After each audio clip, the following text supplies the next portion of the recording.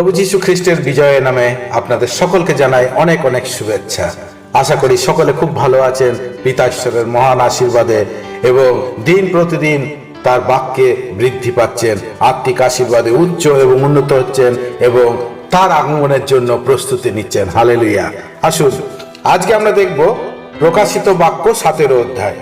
প্রকাশিত বাক্য 17 অধ্যায় খুব গুরুত্বপূর্ণ কিছু বিষয় নিয়ে আজকে আমরা আলোচনা করব। পুরাতন নিয়মে দানিয়েলের পুস্তক এবং নতুন নিয়মে প্রকাশিত বাক্যের মধ্যে প্রচুর মিল খুঁজে পাওয়া যায়, তাই না? পুরাতন নিয়মে দানিয়েল পুস্তক এবং নতুন নিয়মে প্রকাশিত বাক্য, এই দুটো পুস্তকের মধ্যে প্রচুর মিল খুঁজে পাওয়া যায়। দানিয়েলের পুস্তকের 2 অধ্যায়ে 10টি আঙুল, 7 অধ্যায়ে 10টি সিং এবং প্রকাশিত বাক্য 13 অধ্যায়ে 10টি সিং আর 17 অধ্যায়ে 10টি সিং। আমি আবার বলছি, দানিয়েল পুস্তকের 2য় অধ্যায়ে 10টি আঙুল, সেই মূর্তির 10টি আঙুল, আর 7 অধ্যায়ে 10টি সিং, সে পশুর 10টি সিং, এবং প্রকাশিত বাক্যের 13 অধ্যায়ের 10টি সিং এর বিষয় আছে আর 17 অধ্যায়ে 10টি সিং এর বিষয় আছে। এবং এই সমস্ত কিছুর অর্থ কিন্তু একটাই, একই মূল বিষয় হচ্ছে একই অর্থ, অর্থাৎ ইউরোপিয়ান ইউনিয়নের 10টি দেশ যাদের কাছে মূল পাওয়ার বা অথরিটি আছে। 7 অধ্যায় এই বিষয় কি লেখা আছে, আজকে আমরা সেই বিষয়ে আলোচনা করব। আপনি আশ্চর্য হয়ে যাবেন, ভিডিওটি শেষ পর্যন্ত মন দিয়ে শুনবেন, তাহলে বুঝতে পারবেন আমরা কোন সময়ে বাস করছি। খুব গুরুত্বপূর্ণ আজকের এই ভিডিও, আপনারা মন দিয়ে দেখবেন। আচ্ছা, প্রকাশিত বাক্যের দর্শন কে দেখেছে? প্রকাশিত বাক্যের দর্শন যোহন দেখছে, তাই না? দানিয়েল পুস্তকের দর্শন ছিল রাজা নবুখদ্নেসর এবং তারপরে দানিয়েল দেখেছে, কিন্তু প্রকাশিত বাক্যের দর্শন যোহন দেখছে, প্রভু যিশুর শিষ্য। প্রকাশিত বাক্য 7 অধ্যায় 1-2 পদ, আমি BERB ট্রান্সলেশনটি পড়ছি।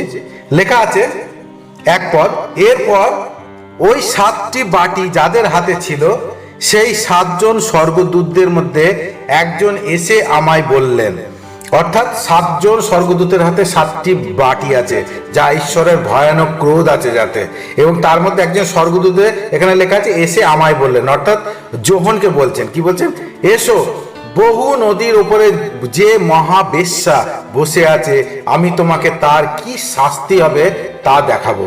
সেই 7 জন স্বর্গদূতের মধ্যে একজন দূত যোহনের কাছে এসে কি বলছে?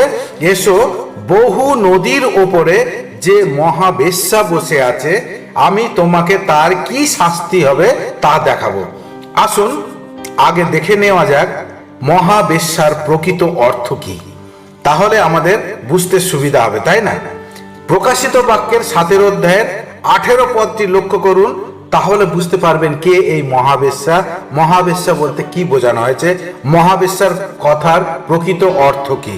প্রকাশিত বাক্য 17 অধ্যায় 18 পদ দেখুন, সেখানে লেখা আছে, তুমি যে নারীকে দেখলে সে ওই মহানগরীর প্রতীক। তুমি যে নারীকে দেখলে, যোহনকে বলছে, তুমি যে নারীকে দেখলে সে ওই মহানগরীর প্রতীক, যে পৃথিবীর রাজাদের উপরে কর্তৃত্ব করবে। ভালো করে মন দিয়ে শুনবেন, এক তো নারী হচ্ছে মহানগরীর প্রতীক, তারপরে বলছে যে পৃথিবীর রাজাদের উপরে কর্তৃত্ব করে। বুঝতে পেরেছেন এবার নিশ্চয়? মহাবেশ্যার মানে হচ্ছে মহানগরীর কথা বলা হচ্ছে, আর এটা মনে রাখবেন ভালো করে।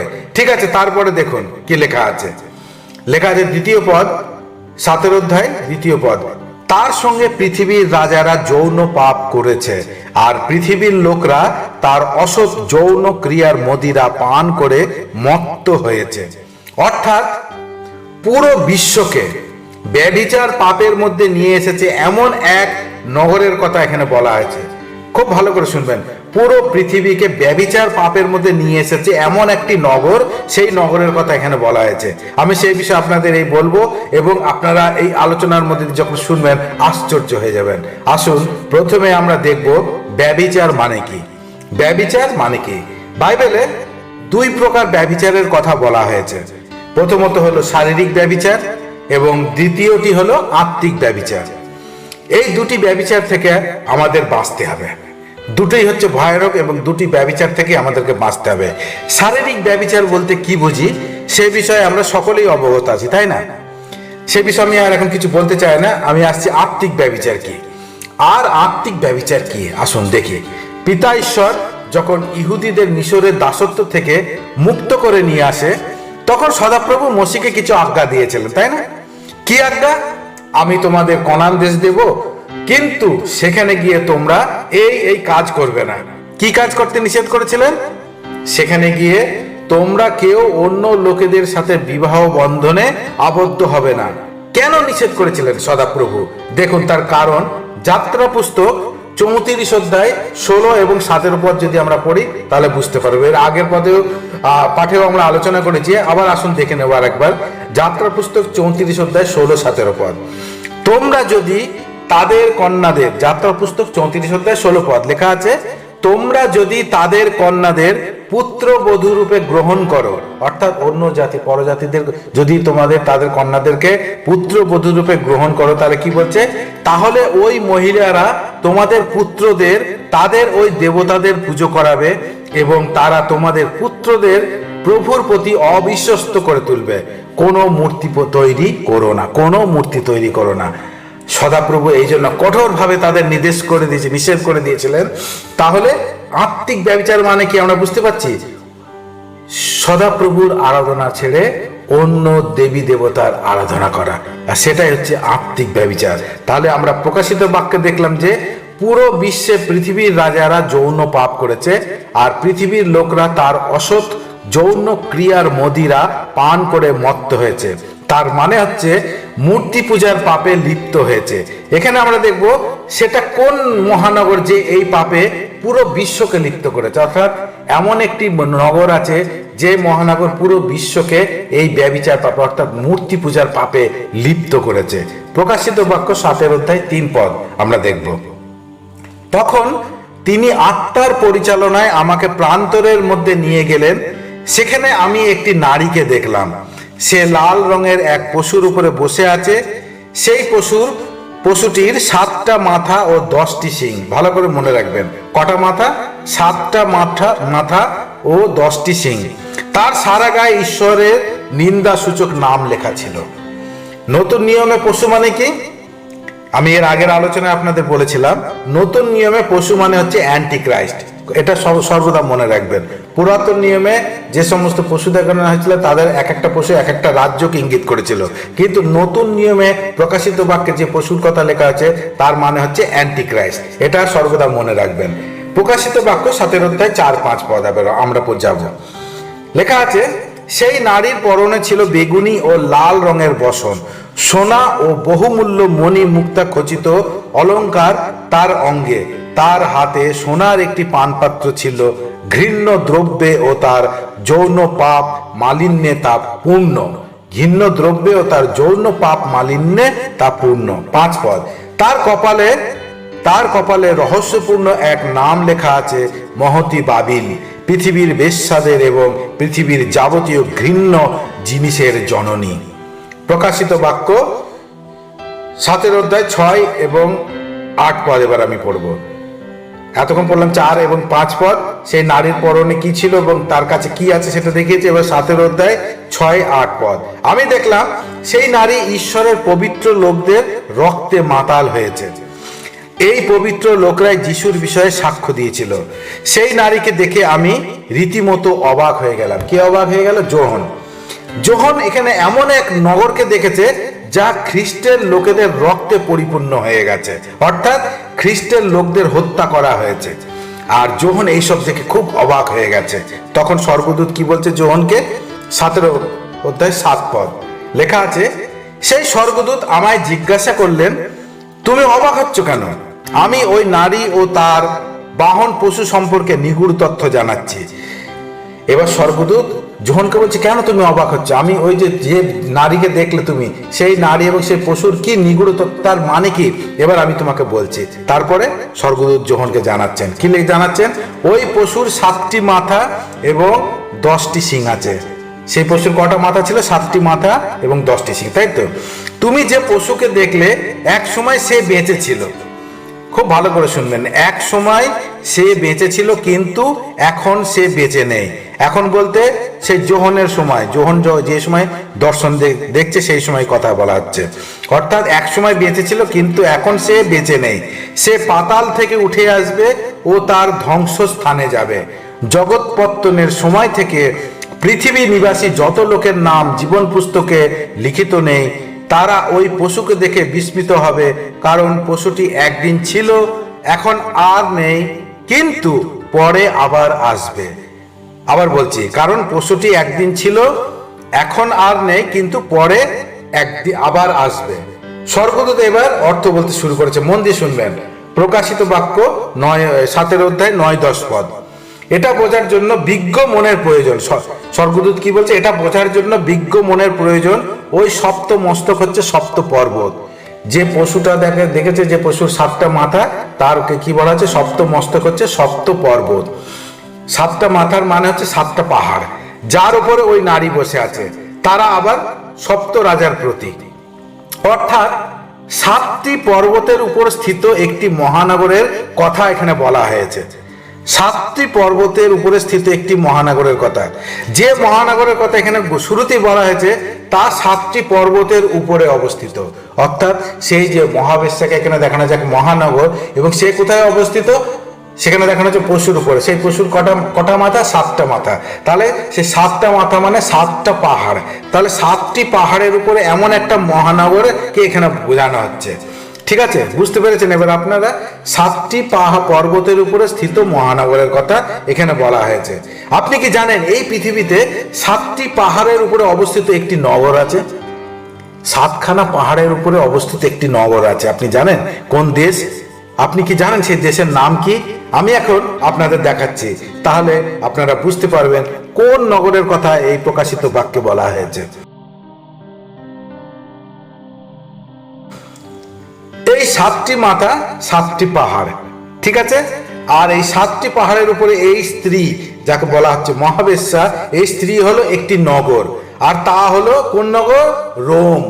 রোম নগরের কথা বলা হয়েছে, যে পৃথিবীর সকলকে আত্মিক ব্যভিচার পাপে, অর্থাৎ মূর্তি পূজার পাপে লিপ্ত করেছে, বা সেই পাপের মধ্যে ফেলে দিয়েছে, বা সেই পাপ করিয়েছে পুরো বিশ্বকে। আর এই নগর হলো রোম নগর। 7টি পর্বতের উপর অবস্থিত একটি নগর আছে, আর সেটা হলো the city of Rome. The city of Rome. আসুন আমি আপনাদের দেখাচ্ছি কোন কোন পর্বত যার উপরে রোম নগর স্থাপিত, তাহলে আপনারা বুঝতে পারবেন। দেখুন, প্রথমত হচ্ছে কুইরিনাল হিল, এবং দ্বিতীয় পাহাড় হচ্ছে ভিমিনাল হিল, তৃতীয় হচ্ছে ক্যাপিটোলাইন হিল, চতুর্থ হচ্ছে স্কুইলাইন হিল, এবং তারপর হচ্ছে প্যালেস্টাইন হিল, তারপর হচ্ছে ক্যালিন হিল, এবং তারপর হচ্ছে অ্যাভেন্টাইন হিল। 7টা হিলের কথা বলা হয়েছে। এই 7টা পর্বতের উপরে একটা নগর, সেটা হচ্ছে রোম নগর। তাহলে দেখলাম Quirinal hill, Viminal hill, Capitoline hill, Esquiline hill, Palestine hill, আর কিয়েলিন হিল, আর অ্যাভেন্টাইন হিল। এই পৃথিবীতে 7টি পর্বতের উপরে একটাই নগর আছে, আর তার নাম হলো রোম নগর, যে পুরো বিশ্বকে মূর্তি পূজার পাপে লিপ্ত করেছে। এখন আমরা 7 অধ্যায় দেখছি, যেখানে রোম নগরের কথা বলা হয়েছে। আর 8 অধ্যায় যখন আমরা দেখব, সেখানে দেখব এই রোম নগর কিভাবে পতন হবে। সকলে খুব মন দিয়ে শুনবেন। এই পৃথিবীতে যীশু খ্রিস্টের সম্বন্ধে যখন বলা হয়েছে, তখন যে নগরের কথা বলা হয়েছে সেটা হবে, সেই নগরটা কোন নগর হবে? জেরুজালেম। প্রভু যীশু খ্রিস্টের সঙ্গে যে নগর বিষয়, যখনই কোনো নগরের কথা বলা হবে সেটা হবে জেরুজালেম। আর শয়তান লুসিফারের নগর কোন নগর হচ্ছে? রোম নগর। এই বিষয়টি মনে রাখবেন ভালো করে, তাহলে আপনাদের বুঝতে সুবিধা হবে। খ্রিস্টের শহর বলতে জেরুজালেম, এবং শয়তানের শহর হলো রোম। ঠিক আছে? তাহলে লেখা আছে তারা আবার সপ্ত রাজার প্রতীক। এই সপ্ত রাজার প্রতীক কি, এর মানে কি এখন আমরা দেখব। ঠিক আছে? 7টি সিং হচ্ছে 7টি রাজা। তারা কারা? এই দেখুন এখানে এই 7টি রাজা কারা বা কে কে? প্রথমত হচ্ছে ইজিপ্ট, অর্থাৎ মিশর রাজ্য। 7টি রাজা বলা হয়েছে না, তো প্রথম হচ্ছে ইজিপ্ট, মিশর রাজ্য। দ্বিতীয়ত হচ্ছে অসুর রাজ্য। তৃতীয় নম্বরে হচ্ছে ব্যাবিলন রাজ্য। চতুর্থতে আছে মাদীয় ও পার্সিক রাজ্য। পঞ্চম নম্বরে হচ্ছে গ্রিস। ষষ্ঠ হচ্ছে রোম।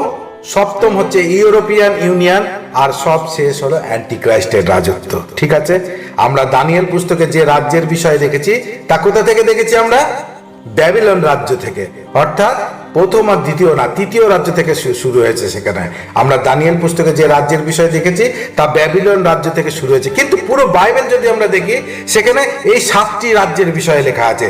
যে 7টি রাজ্যের কথা আমি আপনাদের বললাম, ইজিপ্ট, অসুর, ব্যাবিলন, মাদীয় পার্সিক রাজ্য, গ্রিস, রোম, আর এখন যে আমরা আছি ইউরোপিয়ান ইউনিয়ন। আর এরপরে শুরু হবে অ্যান্টিক্রাইস্টের রাজ্য।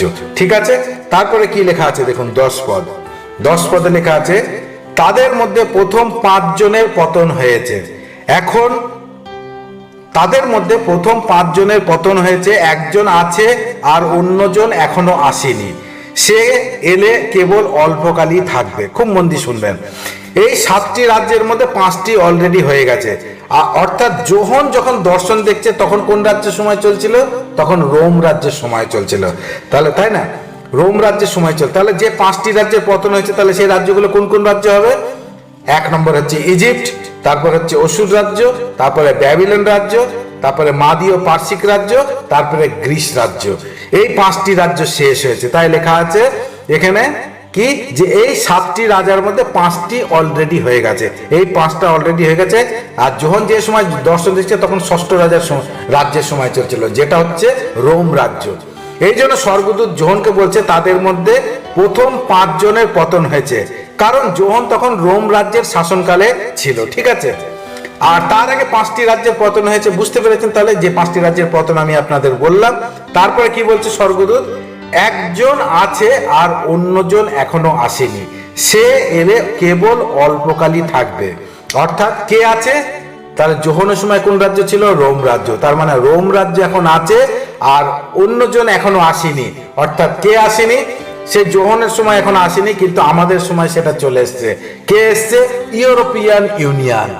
বলছে না, একজন এখন আর অন্য একজন এখনো আসেনি, অর্থাৎ যোহনের সময় সেটা আসেনি, কারণ যোহন রোম রাজ্যের সময় ছিল। রোম রাজ্যের পরেই শুরু হয়েছে যে ইউরোপিয়ান ইউনিয়ন, সেই রাজ্যে এখন আমরা আছি। তাহলে সেই জন্য বলা হয়েছে আর অন্যজন এখনো আসেনি, অর্থাৎ যোহনের সময় আসেনি কো, এবং পরে সে আসবে। ঠিক আছে, আর আমরা যদি দেখি ইউরোপিয়ান ইউনিয়ন 1957 ইউরোপিয়ান ইউনিয়ন শুরু হয়েছে। এলে কেবল অল্পকালই থাকবে, অর্থাৎ এই অল্পকালের মধ্যে এখন আমরা আছি। খুব ভালো করে মনে রাখবেন কি বলছে স্বর্গদূত যোহনকে। লেখা আছে যে 5 জনের রাজ্যে অলরেডি হয়ে গেছে, যোহন দেখছে, এবং তারপরে বলছে যে আর একজন আছে আর অন্যজন এখনো আসেনি। একজন আছে অর্থাৎ সেই সময় রোম রাজ্য ছিল, অন্য একজন আসেনি অর্থাৎ ইউরোপিয়ান ইউনিয়ন, কেননা রোম রাজ্যের পরে ইউরোপিয়ান ইউনিয়ন শুরু হয়েছে। তাহলে সেই সময় যোহন ছিল যখন রোম রাজ্য ছিল, আর এখন আমরা আছি ইউরোপিয়ান ইউনিয়ন। আর লেখা আছে একজন এখনো আসেনি, না সে এলে কতদিন থাকবে? অল্পকাল থাকবে। তার মানে আমরা এখন যে ইউরোপিয়ান ইউনিয়নের যে রাজ্যের মধ্যে আছে, যা 1957 থেকে শুরু হয়েছে, এবং এই রাজ্য কতদিন থাকবে? অল্পকাল থাকবে। অর্থাৎ আমরা খুব অল্পকাল সময়ের মধ্যে আছি। পরের অংশে দেখুন 17 অধ্যায় 11 পদ লেখা আছে, যে পশু এক সময় জীবিত ছিল আর এখন নেই, সেই হচ্ছে অষ্টম রাজা। অর্থাৎ এই সপ্তম যে ইউরোপিয়ান ইউনিয়নের পরে যে রাজ্য শুরু হবে, অষ্টম রাজ্য, তার সম্বন্ধে কি বলা হয়েছে? যে পশু এক সময় জীবিত ছিল, তার মানে সে এক সময় জীবিত ছিল কিন্তু এখন নেই, আর সেই হচ্ছে অষ্টম রাজা, সেই 7 রাজার একটি, আর সে তার ধ্বংসের দিকে যাচ্ছে। 11 পদে পরিষ্কার ভাবে লেখা আছে, যে পশু এক সময় জীবিত ছিল আর এখন নেই, সেই হচ্ছে অষ্টম রাজা। এই অষ্টম রাজা সেই 7 রাজার একটি, আর সে তার ধ্বংসের দিকে যাচ্ছে। সকলে এবার খুব মন দিয়ে শুনবেন, যে পশু এক সময় জীবিত ছিল আর এখন নেই, অর্থাৎ যোহনের সময় রোম শাসন ছিল, তার আগে কোন রাজ্য ছিল? গ্রিস রাজ্য। আর গ্রিস রাজ্যের সময় ম্যাসেডোনিয়া এই পৃথিবীতে রাজত্ব করছিল। গ্রিস রাজ্যের সময় ম্যাসিডোনিয়া এই পৃথিবীতে রাজত্ব করছিল। গ্রিস রাজ্য কার ছিল? আমরা সবাই জানি গ্রিস রাজ্য ছিল আলেকজান্ডারের, তাই না? আলেকজান্ডারের আর একটা নামও ছিল হিন্দিতে, তাই না? আপনি গুগলে টাইপ করেন king of Macedonia, king of Macedonia, দেখবেন আলেকজান্ডারের নাম আসবে। আর এই ম্যাসিডোনিয়া থেকেই খ্রিস্ট বিরোধী অর্থাৎ অ্যান্টি ক্রাইস্ট আসবে। যে ম্যাসিডোনিয়া থেকে অ্যান্টি ক্রাইস্ট আসবে ওই এরিয়া অলরেডি এই পৃথিবীতে এক সময় রাজত্ব করত, গ্রিস রাজত্বের সময়। আর এই পঞ্চম রাজত্ব এক সময় ছিল কিন্তু এখন নেই। এখন কোন রাজ্য এসেছে? এখন ষষ্ঠ অর্থাৎ রোম রাজ্য এসেছে। তাহলে বুঝতে পেরেছেন যে পশু এক সময় জীবিত ছিল আর এখন নেই, সেই হচ্ছে অষ্টম রাজা। এই অষ্টম রাজা কোথা থেকে আসবে? সেই 7 রাজার মধ্যে থেকে আসবে এবং সে তার ধ্বংসের দিকে যাচ্ছে।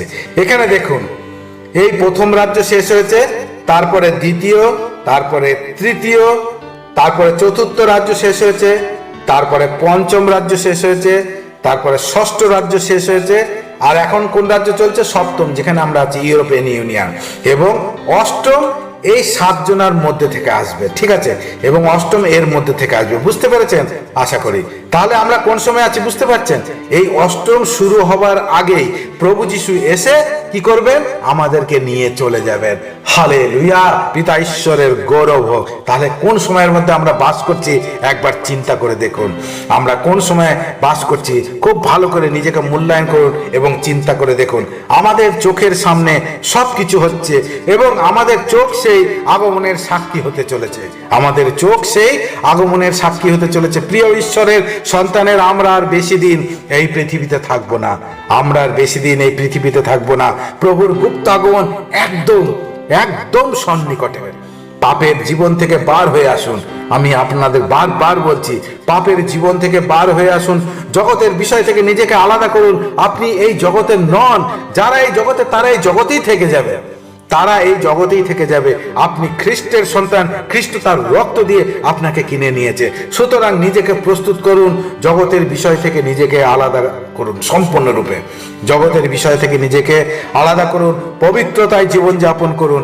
ঈশ্বরের বাক্যকে তুচ্ছ জ্ঞান করবেন না। ঈশ্বরের বাক্যকে হালকাভাবে নেবেন না। প্রভু যিশুতে আপনার বিশ্বাসকে আরো দৃঢ় করুন, মজবুত করুন। বাপ্তিস্ম নিন। কারণ অনেকেই আছেন এখনো বাপ্তিস্ম নেননি। আজ নেব, কাল নেব, কিংবা জগতের ভয়ে, লোকের ভয়ে, কে জানে কে কি বলবে, খ্রিস্টান হয়ে গেছে, এই ভয়ে অনেকে এখনো বাপ্তিস্ম নেয়নি। মনে রাখবেন, বিনা বাপ্তিস্মে স্বর্গে যাবেন এ কথা স্বপ্নেও ভাববেন না। এটা প্রভু যিশুর আজ্ঞা। প্রভু যিশু শিষ্যদের কি বলেছেন মনে আছে? মার্ক লিখিত সুসমাচার 16 অধ্যায় 15 এবং 16 পদ লেখা আছে। মার্ক লিখিত সুসমাচার 16 অধ্যায় 15 এবং 16 পদ প্রভু যিশুর আজ্ঞা। আর তিনি তাহাদিগকে কহিলেন, অর্থাৎ প্রভু যিশু তার শিষ্যদের বললেন, কি বললেন? তোমরা সমুদয় জগতে যাও, সমস্ত সৃষ্টির নিকটে সুসমাচার প্রচার করো। সমুদয় জগতে গিয়ে কি করতে বলছে আমাদেরকে? সুসমাচার প্রচার করতে বলছে।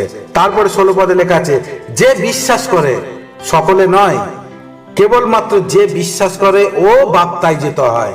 তাহলে প্রথমে হচ্ছে বিশ্বাস, তারপরে হচ্ছে বাপ্তিস্ম। তাহলে যে বিশ্বাস করে ও বাপ্তাইজিত হয় সে কি পাবে? সে পরিত্রাণ পাইবে। কিন্তু যে অবিশ্বাস করে তার দণ্ডাজ্ঞা করা যাইবে। শেষ সময় তার দণ্ডাজ্ঞা হবে। সুতরাং সুসমাচার প্রচার করুন। যে বিশ্বাস করে তাকে বাপ্তিস্ম দিন। মনে রাখবেন, শিশু বাপ্তিস্ম যা আজ দুনিয়াতে হচ্ছে তা কিন্তু বাইবেলে নেই। কোথাও বাইবেল আপনি খুঁজে পাবেন না। আপনি বাইবেলে একজনাকেও খুঁজে পাবেন না যে শিশু অবস্থায় বাপ্তিস্ম নিয়েছে। আমি আবার বলছি, শিশু বাপ্তিস্ম বাইবেলে নেই। শিশু বাপ্তিস্ম বাইবেলে নেই। সুতরাং খুব খুব সাবধান। যা কিছু বাইবেলে নেই, এইরকম অনেক বিষয় আজকাল মণ্ডলীতে খুব রমরমিয়ে চলছে বা হচ্ছে, যা হলো শয়তানের এক মারাত্মক চাল। মনে রাখবেন, এটা হচ্ছে শয়তানের মারাত্মক চাল। হ্যাঁ, লুসিফারের টেকনিক এটা। আর যার মধ্যে অনেকেই ফেঁসে আছে, প্রচুর মণ্ডলী সেই সময় সমস্ত বিষয়ের মধ্যে এখন ফেঁসে আছে। কারণ শয়তান আপনাকে স্বর্গে কিছুতেই যেতে দেবে না। তার একটাই টার্গেট, সে তার সাথে আপনাকে নরকে নিয়ে যাবে। তাই খুব সাবধান। যা বাইবেলে নেই সেই সব বিষয় একদম প্র্যাকটিস করবেন না কো। আপনি কি জানেন, এই শেষ সময় এমন অনেক CNI church, Methodist church, Baptist church, এই শিশু বাপ্তিস্ম যারা এক সময় দিত এখন আর দেয় না, আর দেয় না। অনেক এরকম চার্চ আছে, তারা লোকেদের পরিত্রাণের সুসমাচার দিয়ে চার্চের সামনে বড় ট্যাঙ্কে সকলকে জলে ডুবিয়ে বাপ্তিস্ম দিয়েছে। অনেক ট্র্যাডিশনাল চার্চ আছে এরকম, যারা এই কাজ এখন করছে, কারণ তারা তাদের ভুল বুঝতে পেরেছে। আমি অনেক অনেক পাস্টার, রেভারেন্ডকে জানি, তারা রিটায়ার্ড হওয়ার পরে জলে ডুবে বাপ্তিস্ম নিয়েছে। এমনকি অনেকে এখনো কর্মরত অবস্থাতে আছে, তারা তাদের ভুল বুঝতে পেরে জলে ডুবে বাপ্তিস্ম নিয়েছে। সুতরাং মনে রাখবেন, ঈশ্বরের বাক্যকে কখনো বদলানো যায় না, আর যাবে না, কারণ ঈশ্বরের বাক্য হচ্ছে জীবন্ত। পৃথিবীর সমস্ত কিছু বিনষ্ট হবে, সরে যাবে, কিন্তু ঈশ্বরের বাক্য বিদ্যমান থাকবে। হালেলুয়া, প্রভুর গৌরব হোক। এই বিষয়ে আমি আগেও আপনাদের বলেছি। সুতরাং খুব সাবধান, পাপ ছেড়ে পবিত্রতায় চলার চেষ্টা করুন, সময় খুব সন্নিকটে। ঠিক আছে, ওকে, আমরা পরের পদে দেখি স্বর্গদূত যোহনকে কি কি বোঝাচ্ছে সেই দর্শনের বিষয়। আসুন 17 অধ্যায় 12 পদ লেখা আছে, আর তুমি যে 10টি সিং দেখলে তা হলো 10টি রাজা। সেই পশুর কটা সিং দেখেছিল? 10টা সিং, না, তা হচ্ছে কি 10টা রাজা। তারা এখনো রাজ্য পায়নি, কিন্তু সেই পশুর সঙ্গে 1 ঘন্টার জন্য রাজাদের মতো কর্তৃত্ব করার ক্ষমতা পাবে। 10টা সিং দেখলে তা হলো 10টি রাজা, অর্থাৎ ইউরোপিয়ান ইউনিয়নের মূল 10টি দেশ, যার কাছে মূল অথরিটি আছে বা পাওয়ার আছে, যে চালাচ্ছে, সেই মূল 10টি দেশের কথা এখানে বলা হয়েছে। তারা এখনো রাজ্য পায়নি। অর্থাৎ যোহন যখন এই দর্শন দেখছিল, সেই সময় কোন রাজ্য ছিল? সেই সময় রোম রাজ্য ছিল। তার জন্য বলা হয়েছে তারা এখনো রাজ্য পায়নি, অর্থাৎ এই রাজ্য এখনো শুরু হয়নি তখন, কারণ রোম রাজ্য ছিল। কিন্তু এখন আমরা কোন সময় বাস করছি? আমরা কি রোম রাজ্যে আছি? না, সে রোম রাজ্য শেষ হয়েছে। এখন আমরা ইউরোপিয়ান ইউনিয়ন, এই 10টি যে সিং, 10টি রাজ্য, সেই 10টি রাজ্য এখন একদম রেডি, এবং সেই সময় আমরা এখন বাস করছি। তারপরে কি লেখা আছে দেখুন, তারপরে লেখা আছে, কিন্তু তারা সেই পশুর সঙ্গে 1 ঘন্টার জন্য রাজাদের মতো কর্তৃত্ব প্রাপ্ত হবে। অর্থাৎ এই 10টি যে ইউরোপিয়ান ইউনিয়ন, এই দেশগুলো পশুর সাথে, অর্থাৎ সেই অ্যান্টি ক্রাইস্টের সাথে কিছু সময়ের জন্য বা 1 ঘন্টার জন্য রাজাদের মতো কর্তৃত্ব প্রাপ্ত হবে। অর্থাৎ কিছু সময়ের জন্য সে রাজার মতো কর্তৃত্ব করবে। তাহলে অ্যান্টি ক্রাইস্ট আসার আগেই এই 10টি দেশ একদম রেডি অ্যান্টি ক্রাইস্টের সাথে কর্তৃত্ব করার জন্য। কিন্তু অ্যান্টি ক্রাইস্ট আসার আগেই কি হবে? এই পৃথিবীতে এক মহান ঘটনা ঘটতে চলেছে। অ্যান্টি ক্রাইস্ট আসার আগে তার সঙ্গে যে 10টি দেশ কর্তৃত্ব করবে, ইউরোপিয়ান ইউনিয়নের মূল যে পাওয়ার, তারা রেডি হয়ে আছে।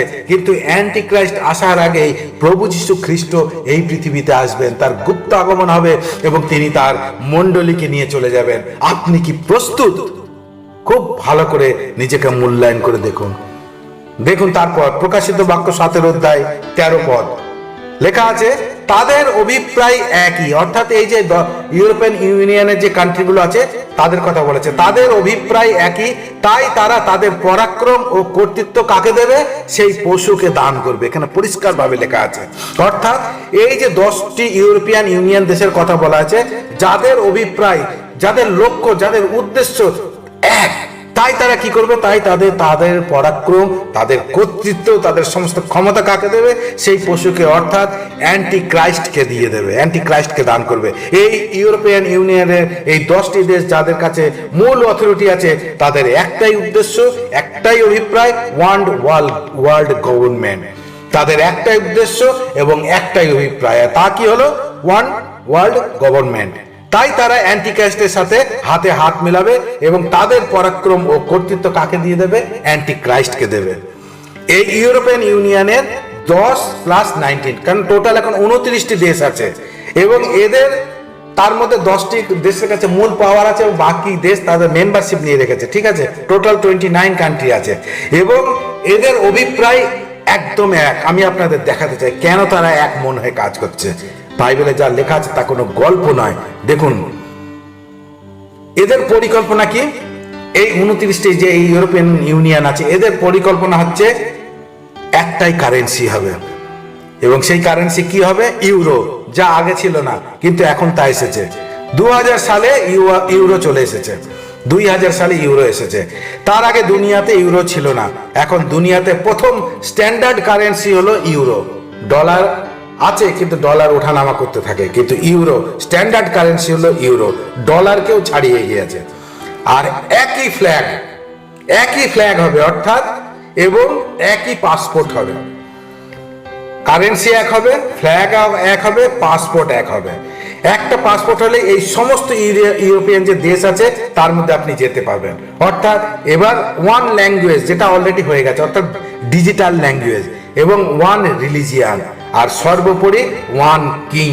অর্থাৎ অ্যান্টিক্রাইস্ট যে আসছে তার রাজ্য শুরু করতে। সমস্ত কিছু তৈরি হচ্ছে এবং প্রায় হয়ে যাওয়ার মুখে। আপনি হয়তো ভাবছেন পুরো দুনিয়াতে একই ধর্ম, এটা হবে না, এটা কি করে সম্ভব? সারা পৃথিবীর লড়াই তো ধর্ম নিয়েই, যত লড়াই এই ধর্ম নিয়ে, আর সারা পৃথিবীতে একই ধর্ম, এটা কি করে সম্ভব? আমি এখন আপনাদের দেখাবো কিভাবে হবে। এক ধর্ম স্বীকার করার জন্য দুনিয়া কিভাবে প্রস্তুতি নিচ্ছে, আমি এখন আপনাদের সেটা দেখাতে চাই। 2015 সাল, 2015 সালে হাই লেভেল মিটিং হয়েছিল একটা। 2015 সাল high level meeting with religious leader, high level meeting with religious leader যেটা হয়েছিল, উদ্দেশ্য একটাই ছিল কি, ওয়ান ওয়ার্ল্ড রিলিজিয়ান তৈরি করার জন্য, একটাই উদ্দেশ্য। 2015 সালে হয়েছিল। আর এরপরে আগস্ট মাসের 2019 সাল, 2019 সালের আগস্ট মাসে the 10th world assemblies of religious for peace, the 10th world assemblies of religious for peace. দেখেছেন, এটা দশম মিটিং, দশম মিটিং এটা, অর্থাৎ এর আগে 9 বার মিটিং অলরেডি হয়ে গেছে। উদ্দেশ্য কি, একটাই ওয়ান ওয়ার্ল্ড রিলিজিয়ান হবে, one world religion, assemblies of religions for peace, শান্তির জন্য একটাই পৃথিবীতে ধর্ম হবে। এবং এর আগে 9টা মিটিং অলরেডি হয়ে গেছে, আর এটা দশম মিটিং। কোথায় হয়েছে? এটা জার্মানিতে হয়েছে। এবং যাতে অংশগ্রহণ করেছে কতজন? 900, প্রায় 900 women, man and youth gathered from 125 countries. 900 জন পুরুষ, স্ত্রী এবং ইউথরা সেখানে একত্রিত হয়েছিল 125টি কান্ট্রি থেকে। 930 জন স্ত্রী, পুরুষ এবং যুবকরা 125টি দেশ থেকে এই মিটিংয়ে অংশগ্রহণ করেছে। সেটা হচ্ছে জার্মানিতে। উদ্দেশ্য একটাই, ওয়ান ওয়ার্ল্ড রিলিজিয়ান তৈরি করার জন্য। তারপরে এখানেই থেমে নেই, তারপরে ডিসেম্বর 2019 সালে ওয়ান ওয়ার্ল্ড রিলিজিয়ান স্থাপন করার জন্য মিটিং হয়েছিল কোথায়? থাইল্যান্ডে। এরপরে 2022 সালে European union Bahrain conference on freedom of religion and belief কোথায় হয়েছে? এই দেখুন, একটি মুসলিম দেশ বাহরিনতে হয়েছিল। উদ্দেশ্য একটাই, ওয়ান ওয়ার্ল্ড রিলিজিয়ান তৈরি করার জন্য। এরপরে সেপ্টেম্বর 2022 সালে ওয়ান ওয়ার্ল্ড রিলিজিয়ান, এর জন্য দেখুন কতজন একত্রিত হয়েছে। দেখুন, দেখছেন তো, ওয়ান ওয়ার্ল্ড রিলিজিয়ানের জন্য কতজন একত্রিত হয়েছে, আর এর জন্য কতবার মিটিং হয়ে গেছে অলরেডি, দেখেছেন? এবারে দেখুন 2023 সালের 16 ফেব্রুয়ারি কোথায় হচ্ছে? আবুধাবিতে। এটাও একটা মুসলিম কান্ট্রি, তাই না? ওয়ান ওয়ার্ল্ড রিলিজিয়ানের হেডকোয়ার্টার এখানে ওপেন হয়ে গেছে অলরেডি। এই যে ওয়ান ওয়ার্ল্ড রিলিজিয়ান হবে, এর হেডকোয়ার্টার ওপেন কোথায় হয়েছে? আবুধাবিতে। গত বছরই হয়েছে। আর তার নাম দেওয়া হয়েছে কি? Abrahamic family house. Abrahamic family house. এই দেখুন, মসজিদ, চার্চ এবং সিনাগগ সব একই জায়গাতে। কোথায়? একটা মুসলিম দেশে। চিন্তা করতে পারছেন কত দূরে এগিয়ে গেছে সবকিছু? অ্যান্টিক্রাইস্ট আসার আগেই সবকিছু একদম রেডি, সবকিছু রেডি। এরা সবাই একমত হবে, আর এদের অভিপ্রায় একই। তাই তো তারা তাদের পরাক্রম কর্তৃত্ব কাকে দিয়ে দেবে? অ্যান্টিক্রাইস্ট আসার পর তাকে দিয়ে দেবে। কিন্তু আমরা তখন এই পৃথিবীতে থাকবো না। হালেলুয়া! কোথায় থাকবো? হ্যাঁ, আমরা খ্রিস্টের সাথে কোথায় যাব? খ্রিস্টের সাথে চলে যাব, কেননা খ্রিস্ট আসছেন আমাদের নিতে তার গুপ্ত আগমনে। এই সমস্ত কিছু হবার আগে তিনি এসে আমাদেরকে নিয়ে চলে যাবেন। হালেলুয়া! পিতা ঈশ্বরের গৌরব হোক। দেখুন তারপরে কি হবে। প্রকাশিত বাক্যর 7 অধ্যায় 14 পদ। প্রকাশিত বাক্যর 7 অধ্যায় 14 পদ লেখা আছে, তারা মেষ শাবকের বিরুদ্ধে যুদ্ধ করবে। কারা যুদ্ধ করবে? এই যে ইউরোপিয়ান কান্ট্রি দেখলেন, এতগুলো কান্ট্রি যা অ্যান্টিক্রাইস্টের সাথে যুক্ত হবে, তাদের কথা বলা আছে। তারা মেষ শাবক অর্থাৎ প্রভু যীশু খ্রিস্টের বিরুদ্ধে যুদ্ধ করবে। কিন্তু মেষ শাবক তাদের পরাস্ত করবেন, কারণ তিনি প্রভুদের প্রভু, রাজাদের রাজা। আর যারা আহুত ও মনোনীত ও বিশ্বস্ত অনুসারী, তারাও তার সঙ্গে বিজয়ী হবেন। এরা কারা? এরাই হচ্ছে আমরা, আহুত, মনোনীত ও বিশ্বস্ত অনুসারী। হালেলুয়া! প্রভুর গৌরব হোক। এরাই হলো যারা খ্রিস্টের সঙ্গে যুদ্ধ করবে। যীশু খ্রিস্ট যখন স্বর্গ থেকে তার লোকেদের সঙ্গে এই পৃথিবীতে আবার আসবেন, তখন খ্রিস্টের সাথে যুদ্ধ এরাই করবে। কোথায় হবে সেই যুদ্ধ? সেই যুদ্ধ হবে হারমগিদনে, সেই যুদ্ধ হবে হারমগিদনের লড়াই। মনে রাখবেন 7 বছর অ্যান্টিক্রাইস্টের রাজত্ব শেষ হওয়ার পরে আবার আমরা স্বর্গ থেকে এই পৃথিবীতে খ্রিস্টের সাথে আসব। কিসে করে? ঘোড়ায় চড়ে, সাদা ঘোড়ায় চড়ে। কারণ এই পৃথিবীতে কি করতে আসবো? আমরা 1000 বছর রাজত্ব করার জন্য যিশু খ্রিস্টের সাথে। সেই সময় আমাদের সাথে যুদ্ধ করার জন্য এই সমস্ত ইউরোপিয়ান ইউনিয়নের দেশগুলি আসবে খ্রিস্টের সাথে যুদ্ধ করার জন্য। আর সেই যুদ্ধ কোথায় হবে? হারমগিদনে। এই ভয়ঙ্কর লড়াই কিভাবে হবে সেই বিষয়ে এখন আমরা দেখব। এক ভয়ঙ্কর লড়াই, সেই বিষয়ে আমি আপনাদের এখন দেখাবো। আমি আপনাদের কোনো গল্প বলছি না, ঈশ্বরের বাক্য থেকে এখন আমরা দেখব। আসুন এই হারমগিদন লড়াই কিভাবে হবে সেটা আমরা দেখব। এই দেখুন হারমগিদন, যেখানে এই যুদ্ধ হবে।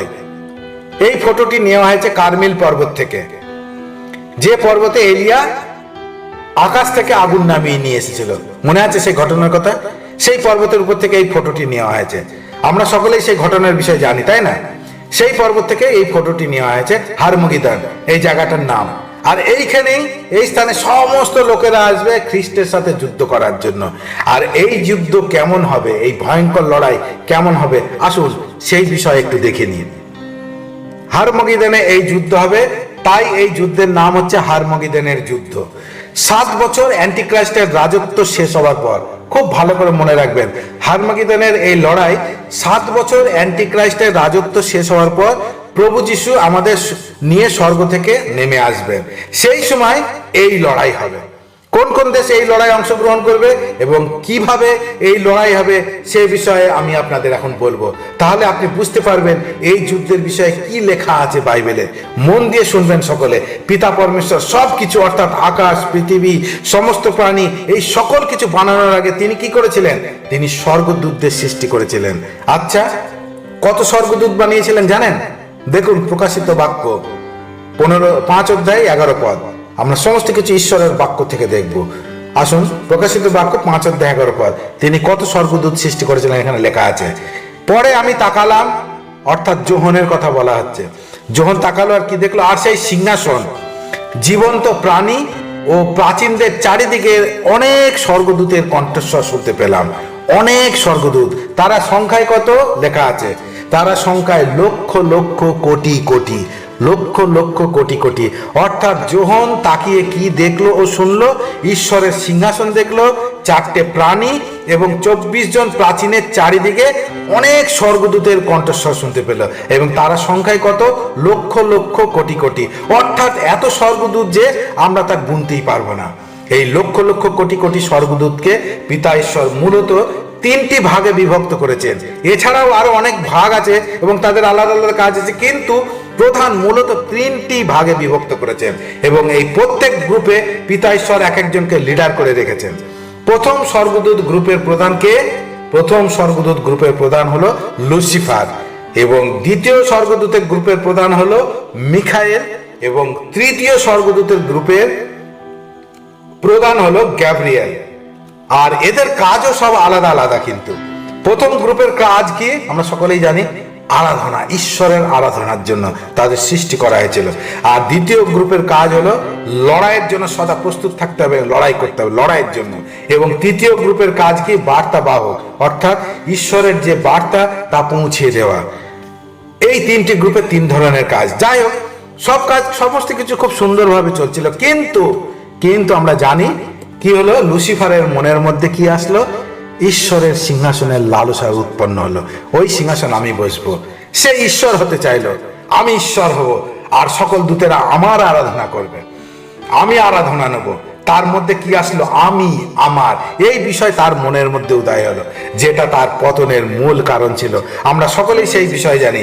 সদা মনে রাখবেন, কখনো যেন মনের মধ্যে এই বিষয় না আসে আমি, আমার, আমি এটা করেছি, এটা আমার চার্চ, আমি ওই করেছি, আমি এত লোককে সুসমাচার শুনেছি, আমি করেছি, আমি প্রার্থনা করেছি, সুস্থ হয়েছে।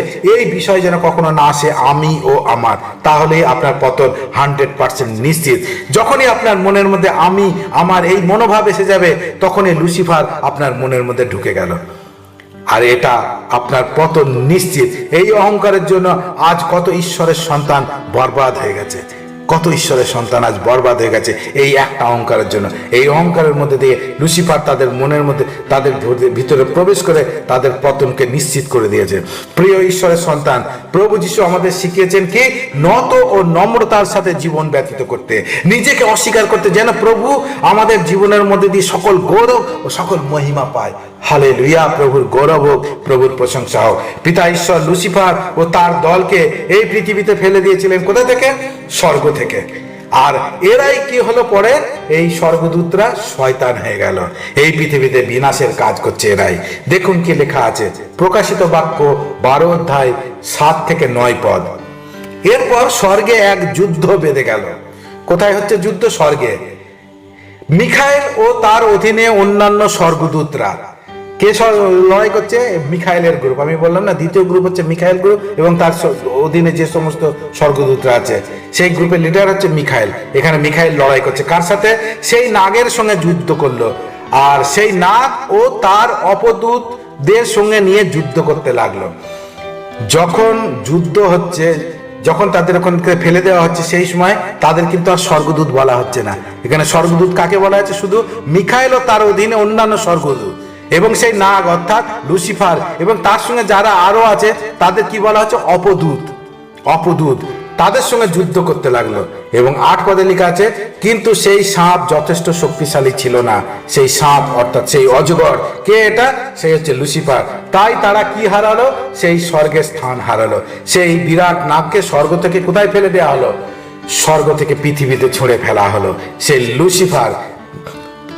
নতুন নিয়মে যখন এই নাগের কথা বলা হচ্ছে, অজগরের কথা বলা হচ্ছে, মনে রাখবেন সেটা লুসিফারকে বলা হচ্ছে। সেই বিরাট নাগকে স্বর্গ থেকে পৃথিবীতে ছুঁড়ে ফেলা হলো। আর এই বিরাট নাগ হলো সেই পুরানো নাগ যাকে দিয়াবল বা শয়তান বলে। কত নাম এর, দেখেছেন? নাগ, দিয়াবল, শয়তান। যে এক সময় প্রধান স্বর্গদূত ছিল আরাধনার, সে কিসে পরিণত হলো? দিয়াবল, শয়তান। যে এখন যার কাজ কি? সে সমগ্র জগৎকে ভ্রান্ত পথে নিয়ে যায়। সেই নাগ ও তার সঙ্গী অপদূতদের পৃথিবীতে ছুঁড়ে ফেলা হলো। তার সঙ্গে যে সমস্ত স্বর্গদূত ছিল তারাও কিসে পরিণত হলো? অপদূত। আচ্ছা, তাহলে বলুন আমাকে, শয়তান মানে কে? শয়তান মানে হচ্ছে লুসিফার এবং তার দূত, যাদেরকে স্বর্গ থেকে পৃথিবীতে ছুঁড়ে ফেলে দেওয়া হয়েছে, তারাই এখন শয়তান। ঠিক আছে? আচ্ছা, আর এখন কি হচ্ছে? বিভিন্ন প্রকার ভূতের নাম দেওয়া হয়েছে। নানান প্রকার ভূত, পেতনি, চুড়েল, জিন, কত কি নাম দেওয়া হয়, তাই না? ওকে অমুক ভূত ধরেছে। ভূতে ধরা লোকেদের নানা প্রকার ড্রামা আজকাল চলছে, মন্ডলীতেও শুরু হয়ে গেছে। আপনি দেখেছেন কি না আমি জানি না, নিশ্চয় দেখে থাকবেন। অমুক ব্যক্তি ফাঁসি লাগিয়ে মরেছে, এখন ভূত হয়ে অমুক ব্যক্তিকে ধরেছে। যারা যারা অপঘাতে মৃত্যু হয়েছে তারা সব কি হয়ে গেছে? ভূত, প্রেত, জিন, পেতনি, আরো কত কি না হয়ে গেছে। আমরা এইসব বলি, তাই না? এই সকল কথা সকলে বলে, তাই না? কিন্তু বাইবেল কি বলে? যে দূতদের স্বর্গ থেকে ফেলে দেওয়া হয়েছে তারাই কেবল শয়তান হয়েছে, আর অন্য কেউ নয়। আপনি কি জানেন আসল সত্য কি? সকলে খুব মন দিয়ে শুনবেন। এই পৃথিবীতে যে কোনো মানুষই হোক, যে কোনো মানুষই হোক, মারা যাওয়ার পর না তো ভূত, না প্রেত, না জিন হয় তারা কোন রকম, আর না তারা কোন রকম সাধু সন্ত হয় তারা, বা ঈশ্বর হয়। আবার বলছে, এই পৃথিবীর যে কোনো মানুষ হোক না কেন, মারা যাওয়ার পর তারা ভূত হয় না, প্রেত হয় না, জিন বা যে কোনো ভূত প্রেতের যে সমস্ত আরো নাম দিয়ে থাকেন আপনারা, সেই সমস্ত কিছু হয় না। না তারা কোনো সন্ত হয়, না ঈশ্বর হয়। আপনি এখন বলবেন, তাহলে ওইসব মৃত ব্যক্তিরা তো ভূত হয়ে ধরেছে। অনেক আমরা নিজের চোখে দেখেছি যে আমি অমুক ব্যক্তি অমুককে ধরেছে। তাহলে তারা কে? কারা? মনে রাখবেন, ওরা মৃত ব্যক্তির আত্মা বা ভূত প্রেত নয়। মৃত ব্যক্তির আত্মা বা ভূত প্রেত নয়। ওরা হলো সেই সকল ফলেন এঞ্জেলস, যে লুসিফার ও তার দল, যাদের স্বর্গ থেকে ফেলে দেওয়া হয়েছে। তারা সবকিছু জানে, কে কোথায় কিভাবে মারা যাচ্ছে। কেউ যদি ফাঁসি লাগিয়ে মারা যাচ্ছে তাহলে কি করে? এই শয়তানের দল সে জানে, সে তাদের নাম ধরেই আসবে তাদের কাছে। আর আমরা মনে করি অমুক ব্যক্তি ফাঁসি লাগিয়ে মারা গিয়ে ভূত হয়ে গিয়ে অমুক ব্যক্তিকে ধরেছে, আর সে বলে এখন আমাকে এটা করো, আমাকে ওই দাও, আমাকে এই দাও, তারপরে আমি যাবো, না হলে যাবো না। শয়তানের কাজই এরকম ভ্রান্ত করা। শয়তানের কাজ হলো মৃত ব্যক্তিদের নাম নিয়ে পৃথিবীর লোকদের ভ্রান্ত করা, আর মানুষ ভ্রান্ত হয়ে ভূতের ইচ্ছা পূরণ করছে। এবং আজকাল মণ্ডলীতেও আমি দেখেছি, অনেক মণ্ডলীতে ভ্রান্ত হয়ে এই সমস্ত শিক্ষার পিছনে ছুটছে। শয়তান তো এটাই চায়। সুতরাং খুব খুব সাবধান। তাহলে আমরা দেখলাম এই পৃথিবীতে সবকিছু সৃষ্টির পূর্বেই এই শয়তান দলকে পৃথিবীতে ফেলে দেওয়া হয়েছিল। তাহলে স্বর্গে এখন একটা ভ্যাকেন্সি আছে, খালি আছে, তাই না? একটা জায়গা খালি। কোন জায়গা? আরাধনা স্থান। ঠিক বলেছেন, আরাধনা স্থান এখন খালি আছে। আর এই আরাধনার জন্য পিতা ঈশ্বর কাদের বানিয়েছেন? আমাদের বানিয়েছেন। তিনি আর কোনো স্বর্গদূত বানাননি, তারপরে তিনি আমাদের বানিয়েছেন। হালেলুয়া, পিতা ঈশ্বরের গৌরব হোক। তাহলে বুঝতে পেরেছেন কেন ঈশ্বর মানুষ সৃষ্টি করেছেন? তার সাদৃশ্যে। দেখুন ঈশ্বরের বাক্যে কি লেখা আছে। যিশায়া ভাববাদীর পুস্তক 43 অধ্যায় 21 পদ। যিশায়া ভাববাদীর পুস্তক 43 অধ্যায় 21 পদ লেখা আছে, সেই যে প্রজাবৃন্দকে আমি আপনার নিমিত্ত নির্মাণ করিয়াছি। সেই যে প্রজাবৃন্দকে আমি, ঈশ্বর কি বলছে? সেই যে প্রজাবৃন্দকে আমি আপনার নিমিত্ত নির্মাণ করে আছি, তাহারা আমার প্রশংসা প্রচার করিবে। হালেলুয়া, পিতা ঈশ্বরের গৌরব হোক। তাহলে বুঝতে পেরেছেন কেন ঈশ্বর আপনাকে বানিয়েছেন, আপনি কত মূল্যবান। আর কিছুদিনের মধ্যে আমরা সেই স্থানে যাব, আর সেখানে শুধু একটাই কাজ আমাদের হবে, না তো সেখানে প্রচার, না কোনো প্রার্থনা, না কোনো অন্য কিছু হবে। সেখানে শুধু একটাই কাজ আমাদের হবে, শুধু পিতা ঈশ্বরের আরাধনা, শুধু পিতা ঈশ্বরের আরাধনা, শুধু পিতা ঈশ্বরের আরাধনা। হালেলুয়া, পিতা ঈশ্বরের গৌরব। সেজন্য আপনারা প্রতিদিনই যখনই সময় পাবেন, মন প্রাণ দিয়ে এই পৃথিবীতে যখন এখন আছেন, পিতা ঈশ্বরের আরাধনা করুন। আর এটাই তো আমাদের কাজ, সেখানে আমরা এই কাজই করব। তাই আপনি যখনই টাইম পাবেন, মন প্রাণ দিয়ে আপনি তার আরাধনা করুন। আপনি হয়তো বলবেন, আমি তো ভালো গাইতে পারি না, আমার ভালো গলায় আওয়াজ নেই, সুর নেই। সেটা কোনো ব্যাপার নাই। পিতা ঈশ্বর আপনার গলার আওয়াজ বা সুর শোনার জন্য আগ্রহী নয়, তিনি আপনার অন্তরের সাথে আরাধনা দেখার জন্য আগ্রহী, সেটাকে নেওয়ার জন্য আগ্রহী। কারণ ঈশ্বর আপনার অন্তরের আরাধনা চান। কারণ পিতা ঈশ্বর এই জন্যই আমাদেরকে বানিয়েছেন। হালেলুয়া, পিতা ঈশ্বরের গৌরব করুন এবং মন প্রাণ দিয়ে যখনই আরাধনা করবেন, মন প্রাণ দিয়ে তার আরাধনা করুন, লোকদের দেখানোর জন্য নয়, সেই পিতা ঈশ্বরের আরাধনা করুন। মনে রাখবেন, সেই আরাধনা দেখার জন্য তিনি অধীর আগ্রহে অপেক্ষা করছেন। হ্যাঁ, মণ্ডলীতে দেরি করে কখনো আসবেন না কো। কারণ কিছু কিছু লোক আছে মণ্ডলীতে, তারা আরাধনা শেষ হয়ে যাওয়ার পরে আসে। এখন তো গিয়ে এত তাড়াতাড়ি গিয়ে কি হবে, এখন আরাধনা চলছে, পরে যাব, এরকম তারা মনে করে। আর এটা কার কাজ জানেন? এটা হচ্ছে লুসিফারের কাজ। কারণ কি? কারণ আরাধনা আগে কে করতো? লুসিফার করতো, তাই না? আর এখন কারা করছে? এখন আমরা করছি। আর শয়তান চায় না আমরা ঈশ্বরের আরাধনা করি। এই জন্য আপনাদের কাছে অনুরোধ, চার্চ শুরু হওয়ার আগেই চার্চে চলে আসবেন। চার্চ শুরু হওয়ার আগেই চার্চে চলে আসবেন। কারণ প্রথম প্রার্থনার সময় প্রভু তার প্রতিজ্ঞা অনুযায়ী উপস্থিত থাকেন। তাহলে আপনি কি প্রভু যিশুর থেকে বেশি সম্মানীয় বা বেশি একজন ভিআইপি যে যিশুর পরে আপনি চার্চে আসবেন? সুতরাং চেষ্টা করবেন প্রার্থনা শুরু হওয়ার আগেই চার্চে চলে আসবেন, দেরি করবেন না গো। কখনো কখনো হয়তো দেরি হয়ে যেতে পারে, সেটা আলাদা বিষয়, কিন্তু চেষ্টা করবেন প্রথম প্রার্থনায় অ্যাটেন্ড করেই আমি তার আরাধনা করব মন প্রাণ দিয়ে। কেননা পিতা ঈশ্বর অধীর আগ্রহে আপনার আরাধনা শোনার জন্য থাকে। যাই হোক, আমরা দেখি যে লুসিফার আদম হাওয়াকে কি করলো? ভ্রান্ত করে পাপে ফেলে দিল। এবং আজ পর্যন্ত সে শয়তান একই কাজ করে আসছে। সে পৃথিবীর লোকদের কি করছে? ভ্রান্ত করে রেখেছে। পৃথিবীর লোকেদের ভ্রান্ত করে রেখেছে এবং করছে। এখন আমরা কোন সময় বাস করছি? শেষ সময়, অনুগ্রহের সময়, তাই না? আর এই অনুগ্রহের শেষ সময় একটি বড় ঘটনা এই পৃথিবীর বুকে ঘটতে চলেছে। আর সেটা কি? সেটা হলো প্রভু যীশু খ্রিস্টের গুপ্ত আগমন। প্রভু যীশু খ্রিস্টের গুপ্ত আগমন। আচ্ছা, যীশু খ্রিস্ট যখন আসবেন, তখন কারা কোথায় থেকে প্রথমে উঠবে? আমি আগেই আপনাদের বলেছি, মনে আছে? পরম দেশ থেকে খ্রিস্টে যারা নিদ্রিত হয়েছে, প্রথমে তারা উঠবে। মনে রাখবেন, কবর থেকে কেউ উঠবে না। আর তারপরে আমাদের শরীরে কি হবে? আমরা যারা সেই সময়, যখন এই ঘটনা হবে প্রভু যীশু খ্রিস্টের গুপ্ত আগমন, সেই সময় আমরা যারা জীবিত থাকবো, আমাদের শরীর চোখের পলকে কি হবে? রূপান্তর হয়ে যাবে। এবং আমরা সকলে একসাথে কোথায় মিলিত হব? মধ্য আকাশে মিলিত হব। এবং কোথায় চলে যাব? প্রভু যীশু খ্রিস্টের সাথে স্বর্গে চলে যাব। আচ্ছা, আমরা স্বর্গে যাওয়ার পর এই পৃথিবীতে কার রাজ্য শুরু হবে? বলুন। অ্যান্টি ক্রাইস্টের রাজ্য শুরু হবে। কত বছরের জন্য? 7 বছরের জন্য, ঠিক আছে? আর 7 বছরের অ্যান্টি ক্রাইস্টের রাজত্ব এই পৃথিবীতে শেষ হওয়ার পর, 7 বছরের রাজত্ব এই পৃথিবীতে শেষ হওয়ার পর আমরা কি করব? স্বর্গ থেকে প্রভু যীশু খ্রিস্টের সাথে আবার কোথায়? এই পৃথিবীতে নেমে আসব 1000 বছর রাজত্ব করার জন্য খ্রিস্টের সাথে। দেখুন কিভাবে আমরা খ্রিস্টের সাথে নেমে আসব। প্রকাশিত বাক্য 19 অধ্যায় 11 পদ। প্রকাশিত বাক্য 19 অধ্যায় 11 পদ। পিতা ঈশ্বর সমস্ত কিছু বলে দিয়ে গেছেন। দেখুন লেখা আছে। এরপর আমি দেখলাম, যোহন দেখছে কি, স্বর্গ উন্মুক্ত, আর সেখানে সাদা একটা ঘোড়া দাঁড়িয়ে আছে। তারপরে যিনি বসে আছেন তার নাম বিশ্বস্ত ও সত্যময়, আর তিনি ন্যায় সিদ্ধ বিচার করেন ও যুদ্ধ করেন। আর তিনি কে? তিনি হলেন আমাদের প্রভু যীশু খ্রিস্ট। এই যুদ্ধ কোথায় হবে? হারমগিদনে লড়াই হবে এই যুদ্ধ। এই যুদ্ধকে কে লড়াই করতে আসবে? শয়তান, লুসিফার এবং অ্যান্টিক্রাইস্ট। আর কে আসবে? মিথ্যা ভবিষ্যৎবক্তা, আর এই পৃথিবীর রাজ্য ও তাদের সেনা, সেই ইউরোপিয়ান কান্ট্রি সমস্ত তারা আসবে এবং তাদের সেনা আসবে, অর্থাৎ ইউরোপিয়ান দেশগুলো আসবে, তাদের সেনা আসবে। এবং এই লড়াই কোথায় হবে? হারমগিদনে তারা একত্রিত হবে। কার সাথে যুদ্ধ করার জন্য? খ্রিস্টের সাথে যুদ্ধ করার জন্য। যেহেতু এটা হারমগিদনে হবে, তাই এই লড়াইয়ের নাম হারমগিদন লড়াই। এবং প্রকাশিত বাক্য 19 অধ্যায় 12 পদ লেখা আছে, আগুনের শিখার মতন তার চোখ, তার মাথায় আছে অনেকগুলি মুকুট আছে। প্রভু যীশু খ্রিস্টের কথা এখানে বলা হচ্ছে।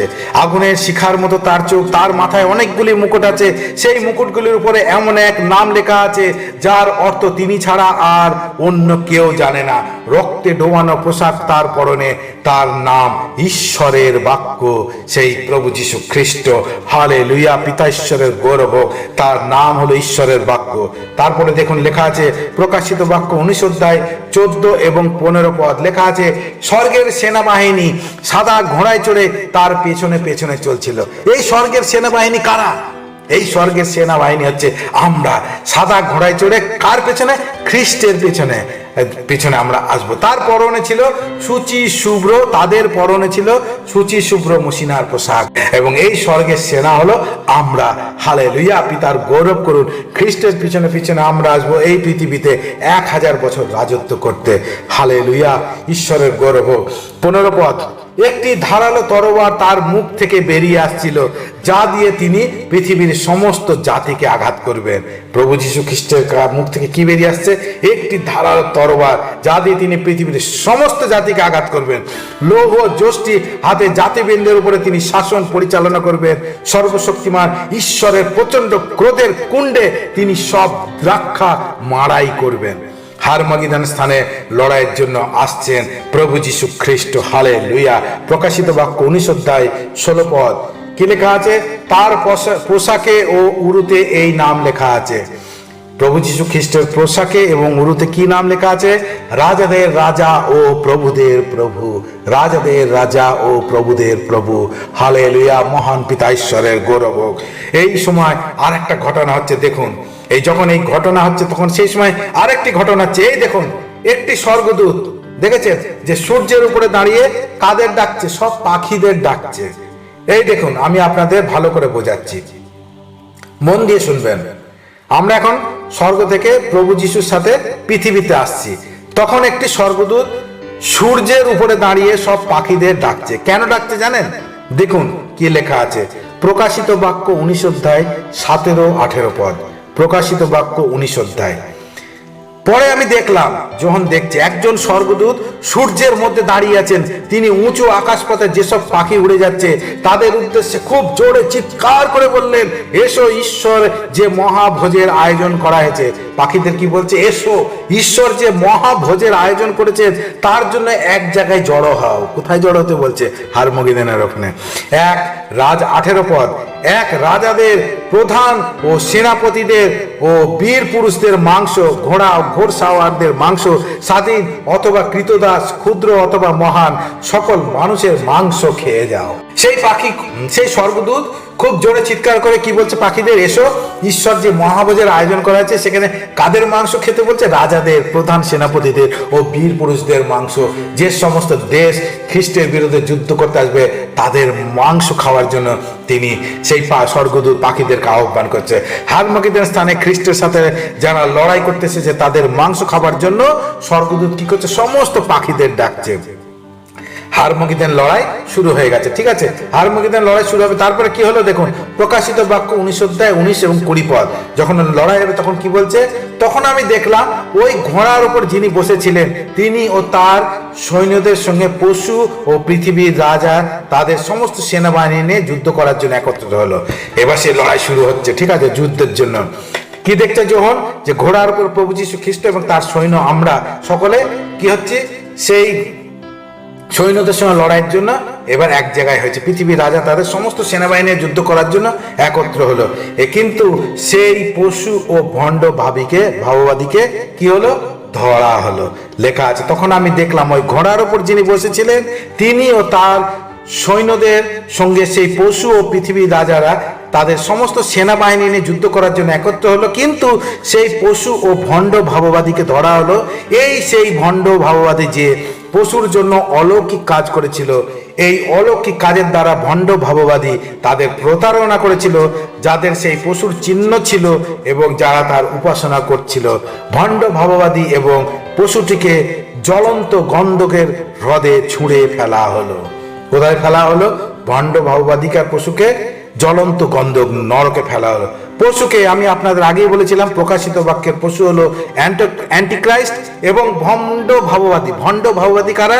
যারা সেই পশুর ছাপ নেবার জন্য মানুষদের প্রতারণা করেছিল, যে পশুর অর্থাৎ অ্যান্টিক্রাইস্টের জন্য অলৌকিক কাজ করছিল। এরা হচ্ছে সেই ভণ্ড ভাববাদী। এবং তাদের কি করা হলো?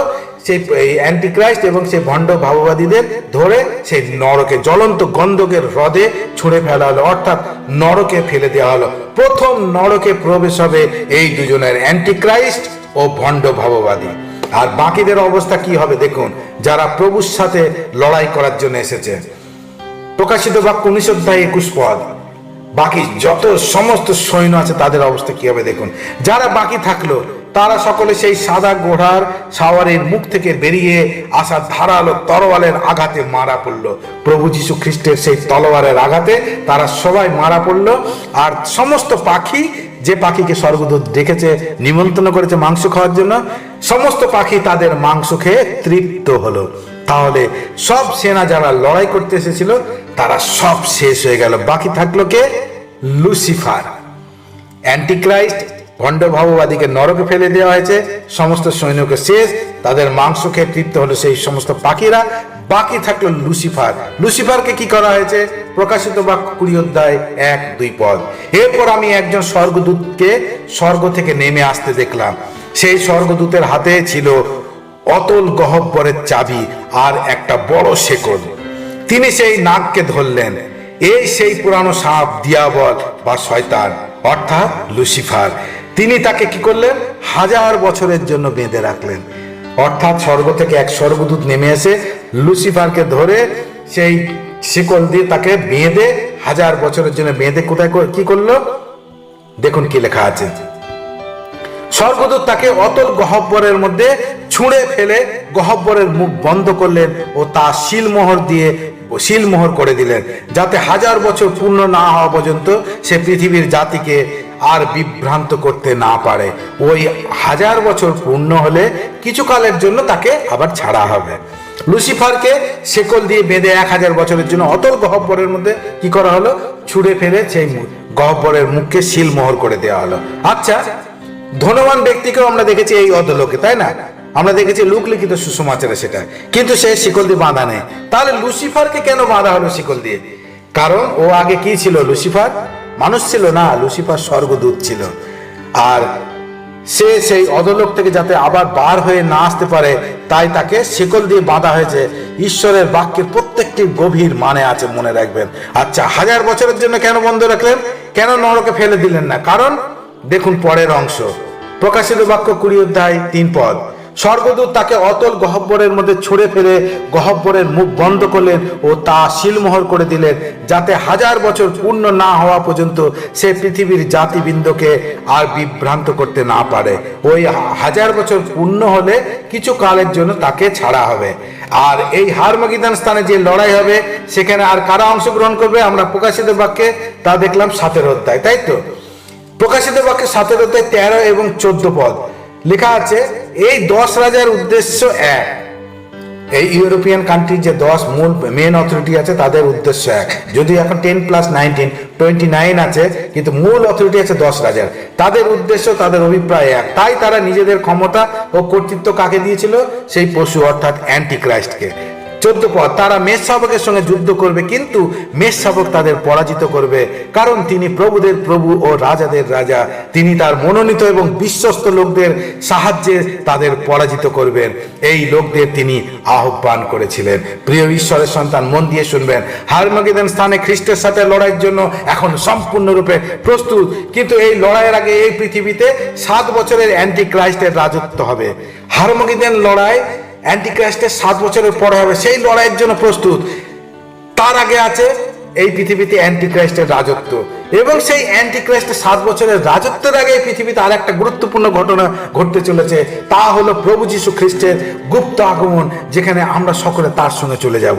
সকলে মন দিয়ে শুনবেন। প্রভু যীশুর দ্বিতীয় আগমনের সময় হারমাগেদনের লড়াইয়ের জন্য সব প্রস্তুত। তাহলে তা 7 বছরের আগে প্রভুর সঙ্গে আমরা স্বর্গে যাওয়ার জন্য কি আমরা প্রস্তুত? হারমাগেদন লড়াইয়ের জন্য প্রস্তুত। তার আগে 7 বছর অ্যান্টিক্রাইস্টের রাজত্বের জন্য প্রস্তুত। সেই অ্যান্টিক্রাইস্ট রাজত্ব শুরু হওয়ার আগে প্রভু যীশু খ্রিস্টের গুপ্ত আগমন হবে। সেই আগমনে যাওয়ার জন্য আমরা কি প্রস্তুত? প্রভুর আগমন কত সন্নিকট, একবার খুব গভীরভাবে চিন্তা করে দেখুন। আমরা আর বেশি দিন এই পৃথিবীতে থাকবো না। আজ আপনাকে নিজেকে মূল্যায়ন করুন, আপনি প্রস্তুত কিনা দেখুন। আজ এই বাক্য শুনলেন, তার মানে প্রভু আপনাকে আবার একটি সুযোগ দিল নিজেকে মূল্যায়ন করে নেওয়ার জন্য, আপনাকে উৎসাহিত করছে। সুতরাং নিজেকে মূল্যায়ন করুন এবং প্রস্তুত করুন, কারণ প্রভু আসছেন। অন্যকেও উৎসাহিত করুন প্রস্তুত হতে। পিতাশ্বর তার এই বাক্যের মধ্যে দিয়ে আপনাদের সকলকে প্রচুর প্রচুর আত্মিক আশীর্বাদে উন্নত করুন এবং তার আগমনের জন্য প্রস্তুতি নিতে সাহায্য করুন, যেন সকলে আমরা একসাথে তার সঙ্গে সেই স্বর্গে চলে যেতে পারি। হালেলুয়া। পিতা ঈশ্বরের গৌরব হোক। জয় যিশু।